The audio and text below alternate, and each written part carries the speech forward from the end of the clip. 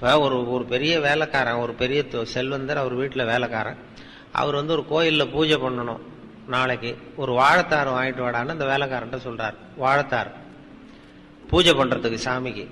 இவன் அந்த ஏழை வேலைக்காரன் போய் கடையில் ஒரு வாழைத்தார் வாங்கிட்டு வந்திருக்கான். வரும்பொழுது அவன் வீட்டு வழியா வந்திருக்கான், குடிசை வழியா. வீட்டில் குழந்தை கத்திக்கிட்டு இருக்கு. அவன் குழந்தை வாழ் கத்து பசியால கத்திக்கிட்டு இருக்கு. உள்ள போய் பார்த்தா பொண்ணு இல்லை, பசி தாங்காம குழந்தை கத்துது. இவன் என்ன பண்ணா, சரி ஒரு தார் இருக்கு, இதுல ஒரு பழத்தை பிச்சு கொடுத்தா அதுல என்ன குறைஞ்சிட போகுதுன்னு சொல்லி ஒரு பழத்தை பிச்சு அந்த குழந்தைக்கு கொடுத்தான். பசியோட அந்த குழந்தை அது சாப்பிட்டு அப்புறம் தூங்கிட்டுது. நிம்மதியா பசி போச்சு. இவன் மெதுவா கொண்டு போய் தெரியாம கொண்டு போய் முதலாளிகிட்ட கொடுத்துட்டான். மறுநாள் பூஜையில கொண்டு போய் வைக்கிறதுக்கு பாக்குறாங்க, அவ்வளவு பழமும் அழுகி இருக்கு, தாறு பூரா. உடனே அவருக்கு சந்தேகம் வந்துட்டுது, ஏதோ தப்பு நடந்து போச்சு, தெய்வ குத்தம் நடந்துட்டுது, இது என்னடா பண்ண நேத்துன்னு சொல்லி கேட்டா இவன் உண்மையை ஒத்துக்கிட்டான். நான் வரும்பொழுது குழந்தை பசியோட கத்திக்கிட்டு இருந்தது, என் புள்ள ஒரு பழத்தை பிச்சு கொடுத்துட்டேன் அப்படின்னு தான் அவருக்கு கோவம் வந்துடுது. அடிச்சுட்டார். அப்படியே இருந்தாலும் வேற பழமாவது வாங்கி கொடுத்துருக்கலாம், சாமிக்குன்னு வாங்கிட்டு வந்த பழத்தை கொண்டு போய் கொடுத்தேடா, உனக்கு புத்தி இருக்கான்னு திட்டினாராம். சரி என்ன பண்ணுறது, போய் மன்னிப்பு கேட்டாராம். அப்புறம் சாமிகிட்ட, சுவாமி கடவுளே என்னை மன்னிச்சுங்க, உங்களுக்காக வாங்கிட்டு வந்ததை ஒரு குழந்தைகிட்ட கொடுத்துட்டான், இது எல்லாம் வீணா போச்சு அப்படின்னு. அப்போ அந்த கடவுள் சொன்னாராம், அப்படி இல்லப்பா, நீ வாங்கிட்டு வந்த ஒரு தார் பழத்துல நல்ல பழம் ஒன்னே ஒண்ணுதான், அதை நேத்தே நான் சாப்பிட்டுட்டேன் அப்படின்னாராம்.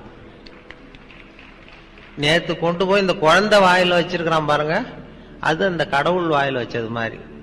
நேத்தே நான் சாப்பிட்டுட்டேன் அந்த நல்ல பழத்தை, மற்றதெல்லாம் பிரயோஜனம் இல்லாத பழம்னு சொன்னாராம்.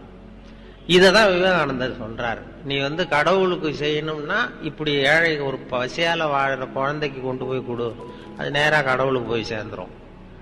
அது மாதிரி கடவுள் நமக்கு உதவி பண்ணாலும் மனுஷ உருவம் தான், நாம அதுக்கு பண்ணாலும் இப்படிதான் பண்ணணும். ஒரு ஏழைக்கு உதவி செய்யறது, இல்லாதவங்களுக்கு கஷ்டம், அப்படித்தான் கடவுளுக்கு போய் சேர். கடவுள்கிட்டே போய் நம்ம ஒன்றும் பண்றது இல்லை. இதுதான் அவர்கள் அந்த விவேகானந்தருடைய இது. ஏன்னா அவர் வந்து புற வளர்ச்சியும் அக வளர்ச்சியும் வேணும்னு சொன்னார். சுவாமி மத்தியானம் அங்க இதுல பூஜையில பேசிட்டு இருக்கும் பொழுது பார்த்தேன், சுவாமி வந்து அக வளர்ச்சி குறைஞ்சி போச்சு, புற வளர்ச்சி தான் நிறைய இருக்குன்னு சொல்லி பேசிட்டு இருந்தார். இன்னைக்கு படுற கஷ்டத்துக்கெல்லாம் அதுதான் காரணம். நம்ம புற வளர்ச்சி அதிகமா போயிட்டுது, அதனாலதான் கஷ்டப்படுறான். அந்த அந்த நிம்மதிக்கு என்ன வழி அப்படின்னா மனசை பக்குவப்படுத்துறதுங்கிறது ஆன்மீகம் நமக்கு சொல்லி கொடுக்கறது. மனம்ங்கிறது ஆன்மீகத்துல வந்து தோல்விங்கிறது ஒரு பெரிய வெற்றி. தோத்து போறதுங்கிறது ஏதோ நம்ம இதுன்னு வருத்தப்படுற விஷயம் இல்லை. அதாவது புற வளர்ச்சியில தான் வெற்றிங்கிறது, வெற்றி ஜெயிக்கிறது சந்தோஷம். அக வளர்ச்சியில தோத்து போறதுதான் சந்தோஷம். அது எப்படின்னா, இப்போ இப்ப என்ன எடுத்துங்களா, நான் வந்து இப்போ எனக்கு இப்போ வந்து என் பேரன் இல்ல குழந்தை பேர பிள்ளையோட விளையாடி நான் தோத்து போறேன். ஒரு 5 வயசு பேரனோட நான் தினம் விளையாடுறேன், அதுல நான் தோத்து போறேன். அது எனக்கு ஜெயிக்கிறத விட சந்தோஷமா இருக்கு. தோத்து போறதுதான் உண்மையான சந்தோஷம்ங்கிறத தெரிஞ்சுக்கிறதுக்கு எனக்கு 60 வருஷம் ஆயிருக்கு. இதுதான் ஆன்மீகத்தினுடைய அடிப்படையும் அதுதான் சொல்றாங்க. மனதுக்கு பிடித்தமானவர்கள்ட்ட விளையாடி தோத்து போறதுக்கு பாருங்க, அது ஜெயிக்கிறத விட சந்தோஷமான விஷயம். குழந்தைங்கிறது ஒரு உதாரணத்துக்கு, உங்களுக்கு மனதுக்கு பிடித்தமான பெரியவர்களா கூட இருக்கலாம், மனசுக்கு பிடித்தமானவர்களிடம் விளையாடி தோற்று போவது ஜெயிக்கிறத விட சந்தோஷம். அந்த தோத்து போற கலையை கற்றுக்கொள்ளுங்கள், அதுதான் ஆன்மீகத்தினுடைய ரகசியம். அது எப்படி தோத்து போறதா, இழக்கிறது வந்து 2 வகை. ஏதாவது இழக்கிறதுக்கு தயாரா இருக்கணும். இப்போ ஒருத்த வந்து ஒரு காய்கறி வாங்கறதுக்கு 100 ரூபா பணத்தை எடுத்துட்டு போனான் மார்க்கெட்டுக்கு. 100 ரூபா பணத்தை எடுத்துட்டு போறான். அவனுக்கு பிடித்தமான காய்கறியை வாங்கினான். வாங்கி பையில எல்லாத்தையும் போட்டுக்கிட்டு பையில பாக்குறான், பணத்தை காணோம். 100 ரூபா பை ஓட்டா இங்கே விழுந்துட்டு வழியில. ஆசையா வாங்கின காய்கறியை திருப்பி அவன்கிட்ட கொடுத்துட்டு வெறும் பையோட வரான். ஏன்னா 100 ரூபா பணம் இங்கே விழுந்துட்டு. போய் அழுதுட்டே போறான். அன்னைக்கு பூரா அவனுக்கு நிம்மதி இல்லை, ராத்திரியும் தூங்கல. ஏன் என்னாச்சுன்னு அந்த அம்மா கேட்குது, வீட்டுல எல்லாம் போயிட்டுது போ அப்படின்னு சொல்லி படுத்துட்டான். அன்னைக்கு தூக்கமே வரல, 100 ரூபா நாசமா போயிட்டுதேன்னு. அதே போல கொஞ்ச நாள் கழிச்சு மறுபடியும் அதே மாதிரி 100 ரூபாயோட போயிட்டு இருக்கான் காய்கறி வாங்க ஒரு தடவை. அப்போ ஒரு குழந்தை அழுதுகிட்டு இருக்கு, பசியால கத்திக்கிட்டு இருக்கு. உடனே இவன் அந்த குழந்தைய 2-3 குழந்தைகள் கத்திக்கிட்டு இருக்கு, அதை அழைச்சிட்டு போய் அதுக்கு சாப்பாடு வாங்கி கொடுத்து எல்லாத்தையும் இந்த 100 ரூபா பணத்துக்கு இவன் காய்கறி வாங்க போனது அது சாப்பாடுலாம் வாங்கி கொடுத்துட்டு இப்பவும் வெறும் பையோட வர்றான். காய்கறி வாங்க முடியல, வாங்கி கொடுத்துட்டு வந்துட்டான். இப்பவும் வெறும் பையோட வந்து ஏன் இப்பவும் 100 ரூபா தொலைஞ்சு போச்சா அப்படின்னு கேட்டிருக்கேன் அந்த அம்மா. ஆமா இப்பவும் போயிட்டுது, பணம் செலவு முட்டை போயிட்டுதுன்னு இருக்கான். அப்போ அந்த நடந்த விஷயத்த சொல்லியிருக்கான். அப்ப அந்த வீட்டுக்கார அம்மா சொல்லிச்சான், நீ முன்னாடி ஒரு தடவை போனப்பயும் 100 ரூபாய இழந்திருக்க, இப்ப போனப்பயும் 100 ரூபாய இழந்திருக்க, ரெண்டுமே இழப்பு தான். அன்னைக்கு வந்து நீ அன்னைக்கு தூக்கம் கெட்டு போச்சு, உனக்கு தூங்கவே முடியல, அழுதுகிட்டு இருந்த. இன்னைக்கு நீ நிம்மதியா தூங்குற. இன்னைக்கு என்ன 2 இழப்புக்கும் என்ன வித்தியாசம் அப்படின்னு கேட்டுதான். அப்பதான் அவன் யோசிக்க ஆரம்பிச்சிருக்கிறான். அப்ப அந்த அம்மாவே சொல்லிச்சான், அதாவது பொருள்கள் வந்து நம்ம இழந்து விட்டால் அது துன்பம், நாம் பொருள்களை இழந்து விட்டால் அது இன்பம். அதாவது பொருள் வந்து நம்மை விட்டு விலகி போகுது. அதுல முதல்ல வந்து பொருள் வந்து இவனை விட்டு விலகி போச்சு, ரெண்டாவது வந்து இவன் பொருளை விட்டு விலகிறதுக்கு தயாரா இருந்தான், விலகினான். இந்த நுணுக்கத்தை தான் ஆன்மீகம் வந்து நமக்கு போதிக்குது. ரெண்டுமே இழப்பு தான். இந்த ரெண்டாவது இழப்பை தான் விவேகானந்தர் வலியுறுத்துறார். இப்படி இழக்கிறதுக்கு தயாரா இருங்கோ அப்படிங்கறது அவர் சொல்லி கொடுக்குற நுணுக்கம் தான். இப்ப ஒரு ரயில்ல போயிட்டு இருக்கான் ஒருத்தன். ஒரு ரயில்ல போயிட்டு இருக்கும்போது ரொம்ப ஆசையா அவனுக்கு இந்த செருப்பு விதவிதமா போட்டுக்கிறதுல ஆசையா எங்கெங்கயோ தேடி பிடிச்சி அவன் எதிர்பார்த்த செருப்பு கிடைச்சிட்டுது. காலணிகள் வாங்கிட்டு வந்துட்டான். வாங்கிட்டு இதுக்காகவே செலவு பண்ணிட்டு போய் ஒரு ஊர்ல வாங்கிட்டு திரும்பி ரயில்ல வந்துகிட்டு இருக்கிறான். அந்த அழகான அவன் எதிர்பார்த்த காலணிகள் செருப்போட அதை ரொம்ப பெருமையா எதிரில் உட்கார்ந்துருந்தவர்கிட்ட காட்டியிருக்கான். தப்பார், எங்கேயுமே கிடைக்காது இந்த செருப்பு, இதை நான் போய் இதுக்காக செலவு பண்ணிட்டு நான் போய் வாங்கிட்டு வரேன் இந்த ஊர்ல அப்படின்னு இப்படி காட்டிட்டு இருக்கும்போது தவறி போய் ஒரு செருப்பு வெளில விழுந்துடுது. ரயில்ல விளையாட்டா காட்டிட்டு இருக்கும்போது தவறி போய் கை தவறி வெளியில விழுந்துடுது. ஒரு சின்ன அதிர்ச்சி, முதல் வினாடி ஒரு அதிர்ச்சி அவனுக்கு. ஏன்னா ஆசையா வாங்கிட்டு வந்த செருப்பு ஒண்ணு போயிட்டு, உடனே அடுத்த வினாடி என்ன பண்ணா, பக்கத்துல இன்னொரு செருப்பு இருந்ததுல அதையும் தூக்கி வெளில போட்டான். ஏன்டா போட்டான்னா, அது இப்போ ஒருத்தனுக்கு ஒரு செருப்பு இருந்தா யாருக்குமே பிரயோஜனப்படாது, எனக்கும் உபயோகப்படாது. உடனே இன்னொன்னு போட்டா அதை எடுக்கிறவனுக்கு ரெண்டும் உபயோகப்படும்ல, அதனாலதான் தூக்கி போட்டேன்ட்டான். இப்ப அந்த முதல் செருப்பு இழந்தது ஒரு வகை, அது அவனுக்கு அதிர்ச்சியை உண்டு பண்ணுச்சு. ரெண்டாவது செருப்பு இழந்தான் பாருங்க, அது அவனுக்கு நிம்மதியை உண்டு பண்ணுச்சு. இதுதான் இந்த 2 இழப்புக்கும் உள்ள வித்தியாசம். முதல் செருப்பு அது வந்து இவனை விட்டு பிரிந்தது, ரெண்டாவது செருப்பு அதை விட்டு இவன் பிரிஞ்சான். அந்த 2வது வகை நுணுக்கத்தை கற்றுக்கொள்ளுங்கள்ங்கிறது தான் ஆன்மீகவாதிகள் நமக்கு நுணுக்கமா சொல்லி கொடுக்குறாங்க. இதுக்கு தயாரா இருங்கோ, நீங்க நிம்மதி இருக்கிற இடம் அதுதான், நிம்மதியை தேடி எங்கெங்கேயும் அலையாதீங்கன்னு சொல்லி கொடுக்குறாங்க. மனுஷன் வந்து இன்னைக்கு நிம்மதியா இருக்கணும்னு நினைக்கிறான், மகிழ்ச்சியா இருக்கணும்னு நினைக்கிறான். ஆனா அது எங்க இருக்குன்னு தெரியல. அது இந்த உள்ள இருக்குங்கிறத இவங்கெல்லாம் பெரியவர்கள்லாம் சொல்றாங்க. உள்ளதான் இருக்குது, வெளியில போய் தேடிட்டு இருக்காதே அதை அப்படின்னு சொல்லி. அந்த மனசை வந்து எப்படி கட்டுப்படுத்துறது, மனசை வந்து கட்டுப்படுத்துறது ரொம்ப கஷ்டம்.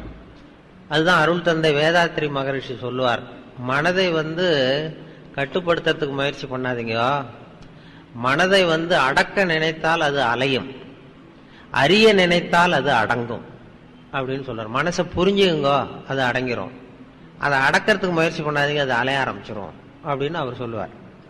அந்த மனசு வந்து அவ்வளவு கஷ்டப்படுத்தும் நம்மளை. மனசை கட்டுப்படுத்துறது ரொம்ப கஷ்டம். ஒரு பையன், நான் வந்து மனசு கட்டுப்படுத்துறது என்ன சார் பெரிய காரியம்னு இந்த காலத்து பையன் ஒருத்தன், நான் கட்டுப்படுத்துறது என்ன பெரிய விஷயம் அப்படின்ட்டு கிளம்புனான். போய் நேரா அங்கிருந்தா மனசு சிந்தனையெல்லாம் செதறது, நடு காட்டுல போய் யாரும் இல்லாத இடத்துல போய் உட்காந்துக்கிறேன், மனசை கட்டுப்படுத்த போறேன்னு ஒரு மரத்தடியில போய் உட்காந்துட்டான். காட்டுல உட்காந்துட்டு அப்படியே நிக்கிறான், மனசை கட்டுப்படுத்துறான். பார்த்தா ஒரு ஒரு ஒரு ஒத்தையடி பாதை, அதுல ஒரு டான்ஸ் ஆடுற பொண்ணு போயிட்டு இருக்கு. அங்க ஒரு டான்ஸ் ஸ்கூல் நடக்குது எங்கேயோ, அந்த வழியா 8 மணிக்கு காலையில அது போகுது அந்த ட்ரெஸ்ஸோட. அது வந்து டான்ஸ் ஸ்கூல் போல இருக்கு. இது என்னடா இங்க வந்து காட்டுக்கு வந்தோம், இங்கே நமக்கு தொந்தரவா இருக்க அப்படின்னு சொல்லி பார்த்து என்ன பண்ணா, ஒரு துணியை எடுத்து கண்ணை கட்டிவிட்டான். இனிமே கட்டிட்டு, கண்ணு தானே தொந்தரவா இருக்கு, இனிமே மனசை கட்டுப்படுத்துறேன் பார் அப்படின்னு உட்காந்தான். மறுநாள் காலையில 8 மணிக்கு அது காலில் இருக்கிற சலங்கை சத்தம் கேட்டிருக்கு, ஜல் ஜல்லுன்னு அந்த வழியா போறது. இது ஏதரா இதுவும் தொந்தரவா இருக்கு அப்படின்னு சொல்லிவிட்டு இன்னொரு துணியை எடுத்தான், காதையும் கட்டி விட்டான். காதையும் எரி கட்டியாச்சு, கண்ணையும் கட்டியாச்சு, இனிமே மனசை கட்டுப்படுத்துறேன் அப்படின்னு உட்காந்தான். 3வது நாள் காலையில 8 மணிக்கு அது தலையில வச்சிருக்கிற பூ வாசனை அடிச்சிருக்கு. 8 மணிக்கு இது ஏதரா இது வேற வம்பா இருக்குன்னு மூக்கையும் கட்டிவிட்டான். மனசை கட்டுப்படுத்துறேன்னு கண்ணை கட்டினா, காதை கட்டினா, மூக்கையும் கட்டிவிட்டான். இனிமே ஒன்றும் தொந்தரவு இல்லை அப்படின்னு அப்படியே உட்காந்துருக்கான் மல்ல கட்டிட்டு. 4வது நாள் காலையில 8 மணி ஆச்சு. கரெக்டா 8 மணிக்கு இவன் மனசு நினைச்சுதான், இந்நேரம் அவ போய்கிட்டு இருப்பா அப்படின்னு நினைச்சான். அதை எப்படி கட்டுப்படுத்துறது? அதுக்கு எந்த துணியை வச்சு கட்டுறது? அதுக்குதான் ஆன்மீகம் என்கிற துணி தான் உங்களுக்கு உபயோகப்படும் அப்படின்னு பெரியவங்க சொல்றாங்க. அந்த மனதை கட்டுப்படுத்துறதுக்கு ஆன்மீகம் என்கிற துணி தான் உங்களுக்கு. வேற சும்மா இந்த சாதாரண துணியெல்லாம் வச்சு கண்ணை கட்டுறது காதை கட்டுறதுலாம் சரியா வராது. மனசுங்கிறது அப்படி. மனசை நிம்மதி குறைவுக்கே காரணம் அதுதான். அடுத்தவங்களுக்கு உதவி செய்கிறது மூலமா உங்க மனசுக்கு ஒரு ஆனந்தம் கிடைக்குது இல்ல, அதுக்கு எல்லாம் கிடையாது. அதுக்கு இப்ப ஜாங்கிரி மாதிரி 10 100 சாப்பிட்டேன் இனிமே எரிச்சல் வந்துட்டுது, நான் இது வரைக்கும் 100 பேருக்கு உதவி பண்ணிவிட்டேன், 101வது பேருக்கு உதவி செய்யறதுக்குள்ள எனக்கு எரிச்சல் வந்துட்டுதுன்னு சொல்ல மாட்டாங்க. வர வர அது ஆனந்தம் அதிகமாகிட்டே இருக்கும். மனிதனுடைய வாழ்க்கை களிப்பில் தொடங்கி மகிழ்வில் தொடர்ந்து ஆனந்தத்தை நோக்கி செல்ல வேண்டும். அதுதான் மனிதனுடைய வாழ்க்கை போக வேண்டிய முறைன்னு சொல்லுவாங்க. அதுதான் ஒரு விவேகானந்தர் அதுதான் சொல்றாரு. நீங்க அடுத்தவங்களுக்கு செய்யற ஆண்டவனைக்கு உச்சரிக்கிற உதடுகளை விட அடுத்தவருக்கு செய்கிற உதவி செய்கிற கரங்கள் மேலானவை அப்படின்னு சொல்றாரு. அந்த இதுதான் அந்த ஆன்மீகம்ங்கிறது அந்த வகையில தான் சொல்றது உண்டு. ஏன்னா ஆன்மீகம்ங்கிறது புற வளர்ச்சி அக வளர்ச்சிங்கிறத பத்தி அவங்க சொல்லிட்டு இருந்தாங்க. அக வளர்ச்சிங்கிறது ரொம்ப முக்கியமான விஷயம். அது இப்ப ஒரு ஓட்டப்பந்தயம் நடக்குது. ஒரு ஓட்டப்பந்தயத்துல ஆள் ஒருத்தன் ஜெயிக்கிறதுக்கு ஓடிட்டு இருக்கான், அவன் தான் ஜெயிக்க போறான். அந்த நேரத்துல பின்னாடி வந்துட்டு இருந்த ஒருத்தன் தடுமாறி கல்லு தடுக்கி கீழே விழுந்துடுறான், குப்புறம் விழுந்துடுறான். உடனே அந்த முன்னாடி ஓடினவன் ஓட்டத்தை நிறுத்தி விட்டு விழுந்தவனை தூக்கி கொண்டு போய் ஓரத்துல நிறுத்தி அவனுக்கு வைத்தியம் பண்ண ஆரம்பிச்சுட்டான். 3வதா வந்தவன் போய் ஜெயிச்சுட்டான். 3வது ஓடி வந்தவன் போய் ஜெயிச்சிட்டான். பந்தய பரிசு யாரு கொடுப்பாங்க? யாரு முதல்ல கோட்டை தொட்டாங்களோ அவங்களுக்கு தானே. முதல்ல ஓடினவன் 2வது ஆளை தூக்கிட்டு ஒதுங்கி வந்துட்டான். அந்த தலைவர் பரிசு கொடுத்தாராம். அந்த ஓட்டத்துல முதல் பந்தயம் வந்தவனுக்கு முதல் பரிசு. இந்த முதல்ல இப்ப சொல்றேனே, இவனுடைய தோல்விதான் மிகப்பெரிய வெற்றி. இதுதான் ஆன்மீகத்துக்கு அடிப்படை. தோற்று போக கற்றுக்கொள்ளுங்கள்னு சொல்றது. ஆன்மீகம் தோல்வியில தான் வெற்றி இருக்கும். புற வாழ்க்கையில ஜெயிக்கிறது தான் சந்தோஷம். அந்த நுணுக்கமான விஷயங்களை தான் ஆன்மீகம் நமக்கு சொல்லிக் கொடுக்குது. அதை பத்தி இப்ப நிறைய பேர் இப்பதான் சிந்திக்க ஆரம்பித்திருக்கிறார்கள். அது மாதிரி நிறைய இருக்குது. இந்த நேரம் என்ன சொன்னாங்க, 8:25க்குள்ள முடிக்கணும். அதாவது ஆரம்பத்துல கேட்டேன் சாருகிட்ட, எவ்வளவு நேரம் சார் பேசணும் அப்படின்னு. நீங்க எவ்வளவு நேரம் வேணாலும் பேசுங்க, நாங்க 8:30க்கெல்லாம் எழுந்திரிச்சு போயிடுவோம் அப்படின்னு சொல்லி அதை அப்படி சொல்லலையே தவிர கொஞ்சம் நாகரிகமா சொன்னார் வேற வார்த்தையில. நாங்க வழக்கமா 8:25க்கெல்லாம் முடிச்சிருவோம் சார், 8:30க்கெல்லாம் அப்படின்னு சொல்லி அவர் கொஞ்சம் பயமுறுத்தினார். இந்த நான் வழக்கமா அந்த கொஞ்சம் வேடிக்கையா பேசி இருந்தாலும் இங்க இருக்கிற உங்களுடைய முகத்தையெல்லாம் பார்க்கும்பொழுது கொஞ்சம் ரொம்ப தீவிரமாக சிந்திக்கக்கூடியவர்கள், ஆன்மீகத்துல ஆழ்ந்து சிந்திக்கக்கூடிய கூட்டமாகவும் முகமாகவும் தெரிஞ்சுது எனக்கு. அதனாலதான் என்னுடைய கொஞ்சம் வேற விதமா போயிட்டேன். இல்லைன்னா கிச்சு கிச்சு மூட்டிட்டு இருந்திருக்கலாம் கொஞ்சம் வேடிக்கையாகும். இங்க இருக்கிற கூட்டத்தை பார்த்ததும் இது ஆன்மீக தேடல் அப்படிங்கிறது மாதிரி ஒரு மனசுல தோணத்தினாலதான் இது பண்ணோம். அப்படி உங்களையெல்லாம் சந்திச்சதுல ரொம்ப மகிழ்ச்சி. இந்த ஆன்மீகம் தான் இன்னைக்கு தேவை. இன்னைக்கு உலகத்துக்கு இன்னைக்கு அது குறைஞ்சு போனதுனாலதான் இன்னைக்கு வாழ்க்கையில நிம்மதி இல்லாம போச்சு, கஷ்டம் வந்துட்டுது எல்லாம் அப்படின்னு சொல்லுவாங்க. சகிப்புத்தன்மை, அந்த சினம் தவிர்த்தல். இவங்க தான் வேதாத்திரி மகரிஷி தான் சினம் தவிர்த்தல்னு பயிற்சி எல்லாம் கொடுக்குறாங்க. என்ன ஒரு தரம் சினம் தவிர்த்தல் பயிற்சி கொடுக்கறதுக்கு கூப்பிட்டாங்க மெட்ராஸ்ல ஒரு இடத்துல. நான் சொன்னேன், பயிற்சிக்கு வேணா வரேன் சார், பேசுறதுக்கு என்ன கூப்பிடாதீங்க அப்படின்னு. இல்ல நீ மனுஷன் கோவப்படாம இருக்கணும், ஆன்மீகத்துக்கு அதெல்லாம் ரொம்ப முக்கியமான ஒரு பண்பு, அதுக்கு உனக்கு தெரிஞ்சதை சொல்லிவிட்டு போ அப்படின்னாங்க. நான் வழக்கம் போல கதையை தான் சொல்லிட்டு வந்தேன். கோவப்படாம இருக்கிறதுனா, ஒரு பெரிய ஆளு ஜப்பானுக்கு போக வேண்டிய பிரயாணி, மீனம்பாக்கம் ஏர்போர்ட், லக்கேஜ் எல்லாம் தூக்கிட்டு ஜப்பானுக்கு போக வேண்டிய ஆள். இந்த லக்கேஜை வாங்கி பிளேன்ல ஏத்துற ஒரு தொழிலாளி, அவன்கிட்ட போய் சண்டைக்கு போறான். அந்த ஆள் அடிக்க போறான், திட்டுறான். பதிலுக்கு அவன் கோபமே படல. அந்த தொழிலாளி சிரிச்சுக்கிட்டே சரி சார் சரி சார்ங்கிறான். என்ன கோவம்னு தெரியல. இதை ஒரு பேராசிரியர் பார்த்துட்டு இருக்காரு, சினம் தவிர்த்தல் பேராசிரியர். இது என்ன இந்த பெரிய விஷயம் இவ்வளவு அடிக்க போறான், அந்த பதிலுக்கு அவன் கோவமே படல. சினம் தவிர்த்தலுக்கு அவன் நமக்கு பயிற்சி கொடுக்கலாம் போல இருக்குன்னு ஒரு நினைச்சிட்டாரு. ரொம்ப நேரம் அவர் அடிக்க போனார், திட்டினாரு. சரி சார் சரி சார் சிரிச்சுக்கிட்டே இருந்தான். அப்புறம் எல்லாத்தையும் லக்கேஜ் எல்லாம் ஆகிட்டு போனா முடிஞ்சது. அப்புறம் பிளேன் ஏறி போயிட்டாரு பெரிய மனுஷன். அதுக்கப்புறம் இவர் ஓடி போய் அந்த தொழிலாளியை கூப்பிட்டு வந்தார் பேராசிரியர். ஏப்பா காலையில இருந்து அந்த பெரிய மனுஷன் பார்த்துக்கிட்டு இருந்தா உன்னை அடிக்க வந்தான், திட்டினான், முகத்துல ஒரு ரியாக்ஷனே கிடையாது, கோவமே படாம இருக்கிறது, அது எப்படி உன்னால முடிஞ்சது அப்படின்னதுக்கு, இல்ல சார் உனக்கு கோவமே வரலையான்னு கேட்டிருக்காரு இவரு. இல்ல சார் மனுஷன் பிறந்தா கோவம் வராம இருக்காது சார், அவங்களுக்கு அவங்கவுங்க வழியில அதை டீல் பண்ணுவாங்க. உனக்கு கோவம் வந்தது அந்த ஆள் திட்டும் பொழுது? நல்லா கோவம் வந்தது சார் அப்படின்னா. என்னடா பண்ண? அதுக்கு என்ன பண்ண? என் வழியில டீல் பண்றேன் சார். என்னடா பண்ண அப்படின்னா, ஒண்ணும் இல்ல சார், அந்த அவர் ஜப்பான் போயிட்டு இருக்காரு, அவர் லக்கேஜ் எல்லாம் அமெரிக்கா போயிட்டு இருக்கு. மாத்தி ஏத்தி விட்டுருவோம் சார், நமக்கு என்ன இதுல பிரச்சனை,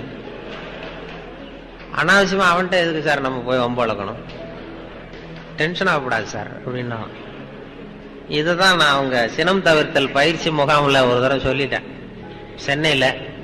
அதுல இருந்து அதுக்கப்புறம் கூப்பிடுறதே இல்லை என்ன அவங்க.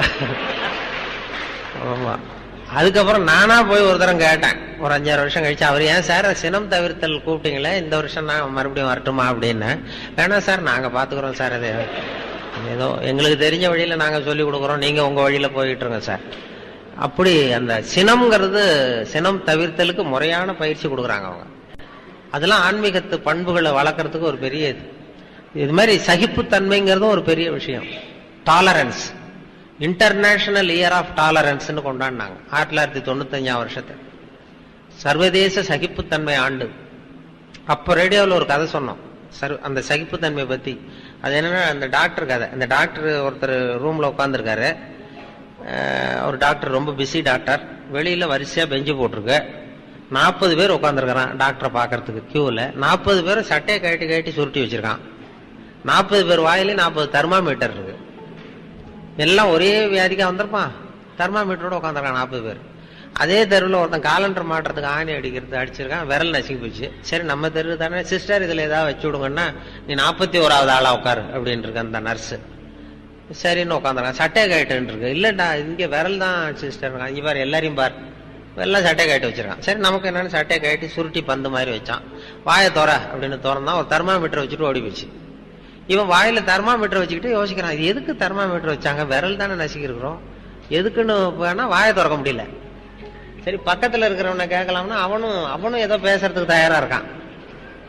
40 பேரும் ஏதோ 40 பேசுறதுக்கு ரெடியா இருக்கான். கண்ணு செவந்திருக்கு, பலூன் மாதிரி உப்பி இருக்கு எல்லாம். தெர்மாமீட்டர் வச்சுட்டு அவன் பாட்டு சகிச்சுட்டு உட்காந்துருக்கான். அவனும் ஏதோ பேசுறதுக்கு ரெடியா இருக்கான். இது என்னடா பண்றதுன்னா, ஒரு 10 நிமிஷம் சகிச்சுட்டு இருந்தாங்க. அப்புறம் அந்த நர்ஸ் ஓடி வந்து எல்லா தெர்மாமீட்டரையும் எடுத்துக்கிட்டு அவங்க டெம்பரேச்சர் இதெல்லாம் குறிச்சிக்கிட்டு டாக்டர் ரூமுக்கு ஓடி போச்சு ரெஜிஸ்டர் எடுத்துட்டு. அப்புறம் இவன் ஆரம்பிச்சான். இந்த 41வது ஆள் விரல் நசுக்கிட்டானே, உலகம் ரொம்ப கெட்டு போச்சுப்பா, எதுக்கு தெர்மாமீட்டர் வச்சு பாக்குறதுன்னு ஒரு விவசாயம் எல்லாம் போச்சு. நான் விரல் நசுக்கிட்டு இதுக்கு போய் தெர்மாமீட்டர் வச்சு பாக்குறாங்க, இது உண்டு இல்லைன்னு பாத்துற போறான், நான் விட போறது இல்லை, இது ஒண்ணு கத்துறான். அப்ப இந்த 40வது ஆளை அட்வைஸ் பண்றான். இதுக்கு முந்தின ஆள், இந்த பாருப்பா, இது சர்வதேச சகிப்புத்தன்மை ஆண்டு. சகிப்புத்தன்மைங்கிறது மனுஷனுக்கு வேண்டிய ஒரு முக்கியமான பண்பு, ஆன்மீகத்துல ரொம்ப அவசியம். சகிப்புத்தன்மையை நாம இது மாதிரி இடத்துலதான் வளர்த்துக்கணும். இதுக்கு நீ அவசரப்பட்டு இப்படி அசட்டுத்தனமா துள்ளாத, கொஞ்ச நேரம் மரியாதையா வாழை சுட்டிட்டு உட்கார் அப்படின்றான் அவன். அப்படி சொன்னதை இவனுக்கு இன்னும் கோவம் வந்துட்டுது. இவ்வளவு புத்தி சொல்றடா எனக்கு, நீ எதுக்குடா வந்த அப்படின்னு கேட்டுறான். நான் தபால் கொடுக்க வந்தவையா,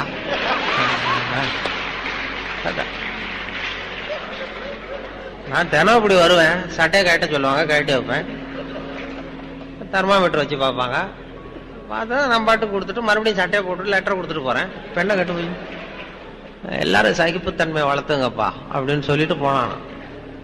இதெல்லாம் நமக்கு ஆன்மீகத்துக்கு தேவை. சினம் தவிர்த்தல், சகிப்புத்தன்மை, இதையெல்லாம் வளர்த்துக்கணும். வளர்த்துக்கிட்டாதான் நம்ம இது பண்ணலாம். இல்லைன்னா இன்னும் அந்த கொஞ்ச நேரத்தில் உங்க சகிப்புத்தன்மைக்கும் அந்த எல்லாம் வந்துட்டு, அதான் 8:25 அவர் சொன்ன அது மாதிரி. அதனால அது மாதிரி இல்லைன்னா அந்த வழக்கமா ஒரு கதை சொல்லுவாங்க. ஒரு பேசிக்கிட்டே இருக்கும் பொழுது ஒருத்தர் முதல் வரிசையில இருந்தவர் என்னமோ மெதுவா ஒரு ஜிப்பேக்கை திறந்து எடுத்தா ரிவால்வரான். பேசணும், ஐயோ நிறுத்திட்டு, ஏன் சார் துப்பாக்கிலாம் காட்டி பயமுறுத்துறீங்க, போதும்னா நிறுத்திட்டு போறேன் அப்படின்னு. அப்பா அவர் சொன்னா, ஐயோ நிறுத்தாதீங்க சார், நீங்க பாட்டுக்கு பேசுங்க சார், இது உங்களை சுடுறதுக்கு இல்லை சார், உங்களை இங்க அழைச்சிட்டு வந்தவரை சுடுறதுக்கு. அப்படின்னா என்ன அழைச்சிட்டு வந்தவர் டாக்டர் இதை பக்கத்துல தான் இருக்கார்.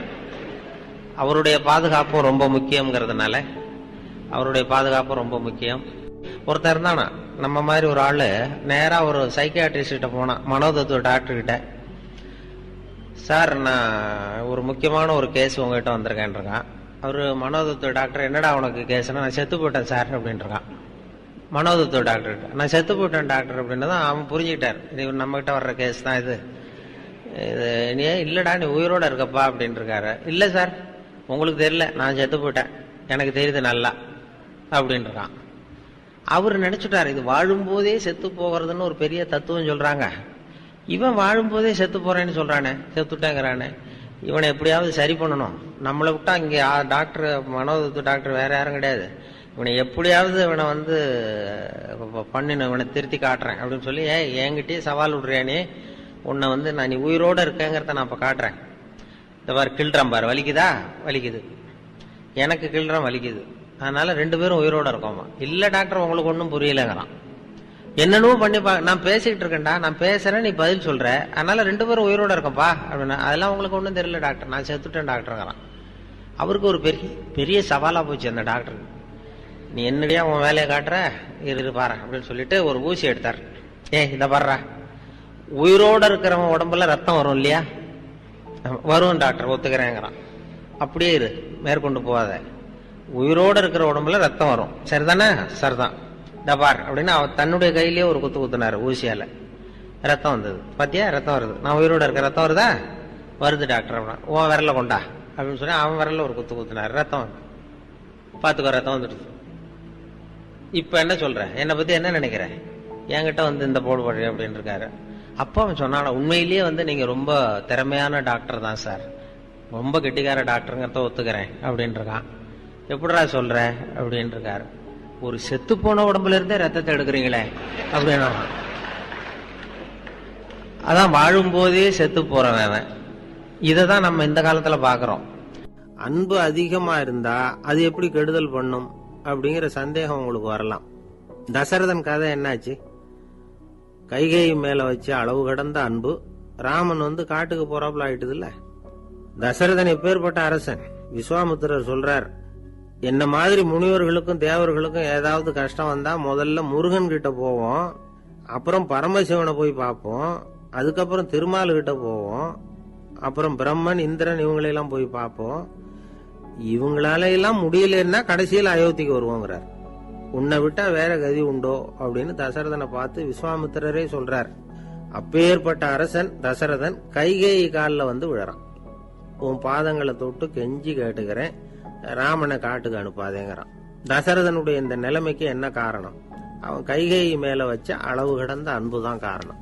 இப்ப சொல்லுங்க, அன்பா இருந்தாலும் அது அளவுக்கு மீறி போனா கெடுதல் பண்ணுமா பண்ணாதா? அது மட்டும் இல்ல, அளவு கடந்த அன்பு நீதிக்கும் நியாயத்துக்கும் புறம்பான காரியங்களையும் செய்ய வச்சிரும். தசரதன் வந்து மிகச்சிறந்த நீதிமான், தர்மத்துக்கு விரோதமா ஒரு காரியமும் செய்யாதவன். அப்பேற்பட்டவன் தன்னுடைய மனைவியை பார்த்து என்ன சொல்றான் தெரியுமா? உனக்காக நான் என்ன செய்யணும் சொல்லு, செய்யறேன். ஒரு குற்றமும் செய்யாத ஒருத்தனை கொல்லணுமா கொல்றேன். மரண தண்டனை விதிக்கப்பட்ட ஒருத்தனை விடுதலை செய்ய சொல்றியா செய்யறேன். எந்த பிச்சைக்காரனையாவது கோடீஸ்வரனாக சொல்றியா ஆக்குறேன், அல்லது கோடீஸ்வரனை வந்து பிச்சைக்காரன் ஆக்கணுமா ஆக்குறேன் அப்படிங்கிறான். நீதிக்கு விரோதமான இந்த பாவங்களை செய்யறதுக்கு அப்பேற்பட்ட அரசன் வந்து எப்படி துணிஞ்சான்? மனைவி பேர்ல வச்ச அளவு கடந்த அன்புதான் காரணம். திரிசூலம், வஜ்ராயுதம், வாள் இதுகளால தாக்கப்பட்டா கூட அதையெல்லாம் கொஞ்சம் கூட லட்சியம் பண்ணாத ஒருத்தன் காமதேவனுடைய மலர் அம்புகள் தாக்குனா அதை அவனால தாக்கு பிடிக்க முடியல, விழுந்துடுறான். காமதேவனுக்குள்ள மகிமையே அதுதாங்கிறார் துளசிதாசர். அதனாலதான் பெரியவங்க எல்லாம் என்ன சொல்றாங்கன்னா, எதையும் அளவுக்கு மீறி செய்யாதேங்கிறாங்க. அப்பா, அம்மா, மனைவி, மக்கள் எல்லார் பேர்லயும் அன்பு அவசியம்தான். ஆனா அந்த அன்பு அறிவுக்கு புறம்பா இருக்கக்கூடாது, அளவுக்கு மீறி இருக்கக்கூடாது. அப்பதான் வாழ்க்கை சுகமா இருக்கும். இல்லைன்னா அவஸ்தை தான். அளவுக்கு மீறின அன்புங்கிறது புரியுது, அது சரி. அறிவுக்கு புறம்பான அன்புங்கிறது எப்படி? ஒரு தாய்க்கு வந்து ஜலதோஷம் அல்லது ஏதோ ஒரு தொற்று நோயின்னு வச்சுங்களேன். அந்த அம்மாவுக்கு தன்னுடைய குழந்தை பேர்ல அளவு கடந்த அன்பு. தனக்கு நோய் இருக்கு, அது அடுத்தவங்களுக்கு தொற்றக்கூடியது அப்படின்னு தெரிஞ்சிருந்தோம் அன்பை காட்டுறதுக்காக அந்த குழந்தைக்கு முத்தம் கொடுக்குறேன்னு தூக்கி வச்சுக்கிட்டு கொஞ்சம் ஆரம்பிச்சதுன்னு வச்சுக்கோங்க, அது நல்லா இருக்குமா? இதுதான் அறிவுக்கு புறம்பான அன்புங்கிறது. அது மாதிரி விலங்குகள் கிட்ட அன்பாயிருன்னு சொல்றோம். அதுக்காக புலிக்கு முத்தம் கொடுக்க முடியுமா? அப்படி கொடுத்தா அது அறிவுக்கு புறம்பான அன்பு. அதனால அன்பு கூட அறிவுபூர்வமா இருக்கணும் அப்படிங்கறத இன்னைக்கு தகவல் மூலமா நாம புரிஞ்சுக்கணும். இந்த காலத்து காதலன் தன்னுடைய காதலிகிட்ட சொன்னானாம், இத பாரு, உன் பேர்ல எனக்கு அளவு கடந்த அன்பு, உனக்காக என்ன செய்யணும் சொல்லு செய்யறேன். நெருப்புல நடக்கணுமா நடக்கிறேன், நீர்ல குதிக்கணுமா குதிக்கிறேன், உயிரையே கொடுக்கணுமா கொடுக்கறேன் அப்படின்னா. சரி, வர்ற ஞாயிற்றுக்கிழமை சாயந்தரம் 6 மணிக்கு இதே இடத்துக்கு வாங்க அப்படின்னு அந்த பொண்ணு. இவன் கொஞ்சம் யோசனை பண்ணி பார்த்துட்டு, அன்னைக்கு மழை பெய்யாம இருந்தா வந்துடுறேன் அப்படின்னானா. இப்ப மேல எனக்கு அளவு கடந்த அன்பு அப்படின்னு யாராவது சொன்னா அதை அலட்சியமா நினைச்சிடக்கூடாது. அது கொஞ்சம் சீரியஸான விஷயம். அளவுக்கு மிஞ்சினா எதுவுமே இடைஞ்சல் தானே. அன்பும் அப்படிதான். ஒரு பெரிய அரசன் இந்த உலகம் பூராவையும் ஆண்டுகிட்டு இருந்தான். ரொம்ப காலம் அப்படி அரசாட்சி பண்ணிட்டு இருந்தான். திடீர்னு அவனுக்கும் சில எதிரிகள் முளைச்சாங்க. அவங்க எல்லாம் ஒண்ணு சேர்ந்து இவனை தோற்கடிச்சுட்டாங்க. தோத்து போனதும் இவனுக்கு பயம் வந்துட்டுது, எங்க எதிரிகள் நம்ம கொண்டுடுவாங்களோ அப்படின்னு. வெளியில வந்தா தனக்கு ஆபத்துன்னு பயந்துகிட்டு யாருக்கும் தெரியாம ஒரு குகைக்குள்ள போய் பதுங்கி கிடக்குறான். நிலைமைய பாருங்க. முதல் நாள் அரண்மனையில அதிகாரம் பண்ணிக்கிட்டு இருந்தவன் மறுநாள் குகையில பயந்து போய் பதுங்கி கிடக்குறான். ராத்திரி நேரம் வந்தது, பசி வயத்த கிள்ளுது, பிச்சை எடுத்து சாப்பிட வேண்டிய நிலைமை. பிச்சை எடுக்கிறதுக்கு பாத்திரம் வேணுமே, என்ன பண்றது அப்படின்னு அங்கேயும் இங்கேயும் பாக்குறான். ஒரு மூலையில யாரோ விட்டுட்டு போன ஒரு ஓடு கிடக்குது, அதை எடுத்துக்கிட்டு புறப்பட்டான். இருட்டுல வழி புரியல, ஏதோ ஒரு யூகத்துல காலை மெதுவா எடுத்து வச்சு நடந்து போயிட்டு இருக்கிறான். வழியில ஒரு கருப்பு நாய் படுத்து கிடந்தது. இருட்டுல அவன் இது கண்ணுக்கு சரியா தெரியல, அவனுக்கு தவறி போய் காலை வச்சுட்டான் அது மேல. நாய் சும்மா இருக்குமா, வள்ளுன்னு விழுந்து கடிச்சு விட்டுது. காலை பாக்குறான், காலத்தையும் நினைச்சு பாக்குறான். அரண்மனையில வீரக்கழல் அணிந்த காலை உடைய மன்னா அப்படின்னு புகழ்வாங்களே புலவர்கள்லாம், ஆனா அது இன்னைக்கு நாய் கடிச்ச காலம் ஆயிட்டுதே அப்படின்னு நினைக்கிறான். அது மட்டும் இல்ல, முன்னாடி எல்லாம் பொற்கிண்ணங்கள்ல தான் அவன் சாப்பிடுவான். ஆனா இப்போ உடைஞ்சு போன ஓட்டு, அது ஓட்டை கையில வச்சுக்கிட்டு நிக்கிறான். அதுல ஏதாவது யாராவது சாப்பாடு போடுவாங்களான்னு. முன்னாடி எல்லாம் நிறைய பேர் அரண்மனைக்கு வருவாங்க, அரசருக்கு காணிக்கைன்னு சொல்லி இவன் காலடியில கொண்டாந்து கொட்டுவாங்க.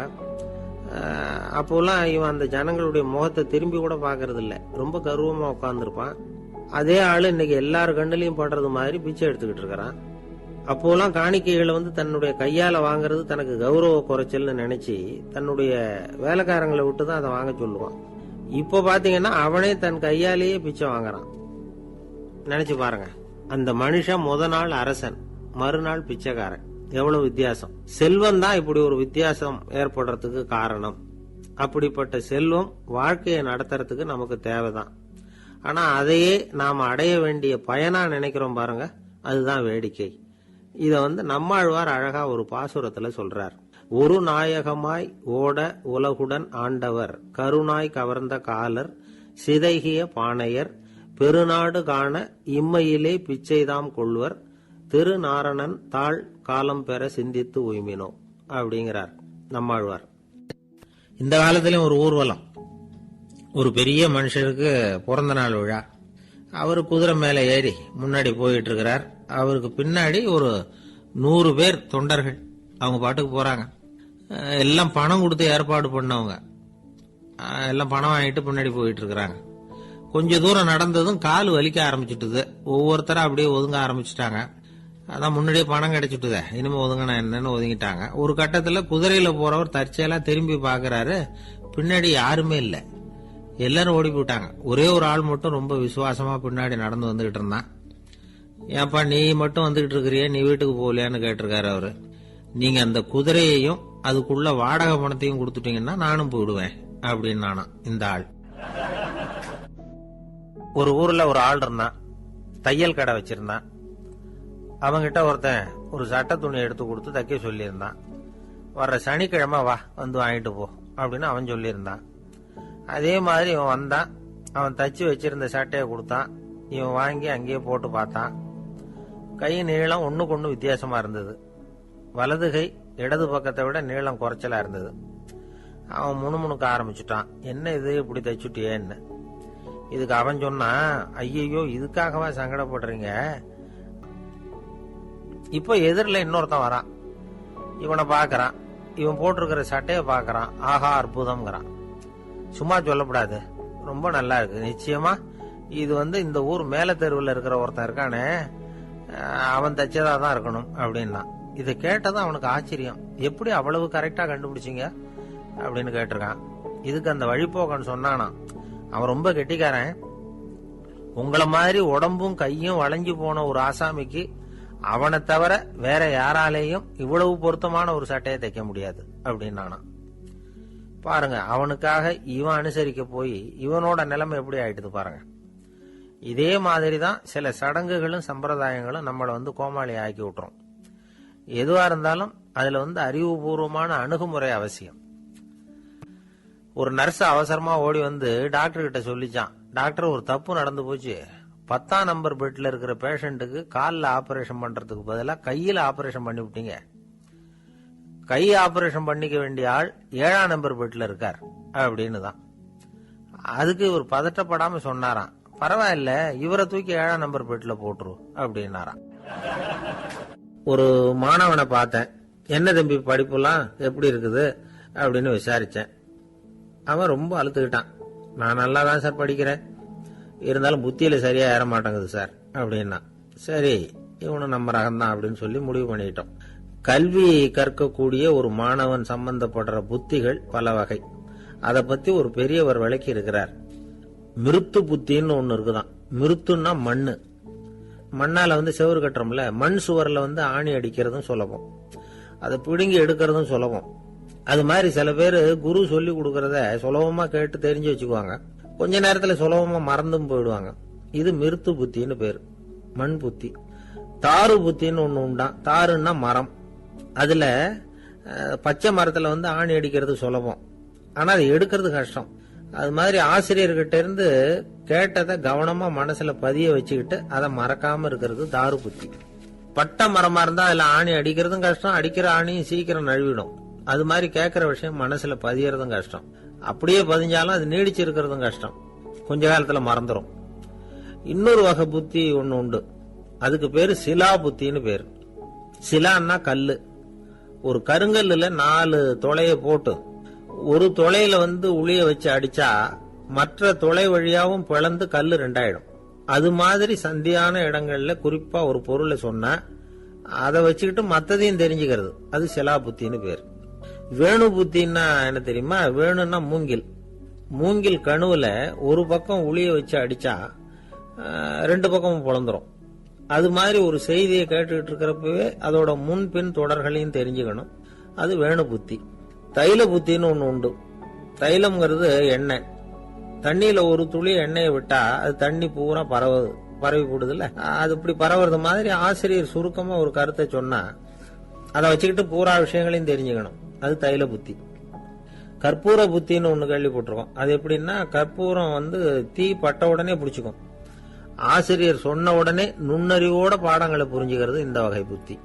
கரி புத்தின்னு ஒண்ணு. அது எப்படின்னா, கரியில நெருப்ப வச்சு விசிறிய பிறகு அதுக்கப்புறம் அது கறி நெருப்பாகும். அது மாதிரி காலம்பரை சாயந்தர வேளைகள்ல ஆசிரியர் பாடம் சொல்லி கொடுப்பார், அதை கொண்டு புரிஞ்சுக்கிறது இந்த வகை. கதலித்தண்டு புத்தின்னு ஒண்ணு சொல்லுவாங்க. கதலிங்கிறது வாழை மரம். வாழைத்தண்டுல தீ வைக்கிறது எவ்வளவு சிரமமோ அவ்வளவு சிரமத்தோட கல்வி கற்கிறது கதலித்தண்டு புத்தி. இதை தவிர இன்னும் சில வகையான மாணவர்களை கூட அடையாளம் காட்டுறாங்க. ஆசிரியர் சொன்னதுல நல்லதை மட்டும் எடுத்துக்கிறவன் அன்னம். ஆசிரியர் கிடைச்ச இடத்துல பாடத்தை கேட்டுக்கிட்டு பிறகு தனியா உட்கார்ந்து சிந்திக்கிறவன் பசு. பசுமாடு அப்படித்தானே, புல்லு கண்ட இடத்துல மேயும், அதுக்கப்புறம் நிதானமா அசை போட்டுக்கும். ஆசிரியர் சொன்னதை தவிர வேற எதையும் சொல்ல முடியாதவன் கிளி. பல இடங்கள்ல பாடங்கள் கேட்டு கடைசியில ஒன்னும் புரியாம போறவன் ஆடு. ஆடு ஒரு செடியில வயிறார மேயாது, ஒரே செடியில. இக்கரைக்கு அக்கறை பச்சைன்னு அங்கேயும் இங்கேயும் அலைஞ்சிக்கிட்டே இருக்கும். சில பேருக்கு எருமைன்னு பேரு. எருமை எப்படின்னா, குளத்து நீரை கலக்கி தான் குடிக்கும். அது மாதிரி ஆசிரியர் மனசை நோக செய்து பயில்கிற மாணவர்கள்லாம் இந்த ரகம். இவ்வளவுலாம் இருந்தாலும் இந்த காலத்து மாணவர்கள்லாம் ஒரு தனி ரகம். ஒரு ஆசிரியர் வகுப்புல பாடம் நடத்திக்கிட்டு இருந்தார். இலக்கண வகுப்பு. இறந்த காலம், நிகழ்காலம், எதிர்காலம், past tense, present tense, future tense, இதை பத்திலாம் பாடம் நடத்துறார். எல்லாம் சொல்லி கொடுத்துட்டு இப்ப நான் ஒரு வாக்கியம் சொல்லுவேன், அது என்ன காலம் அப்படிங்கறத நீங்க சொல்லணும்னார் ஆசிரியர். சரின்னாங்க மாணவர்கள்லாம்.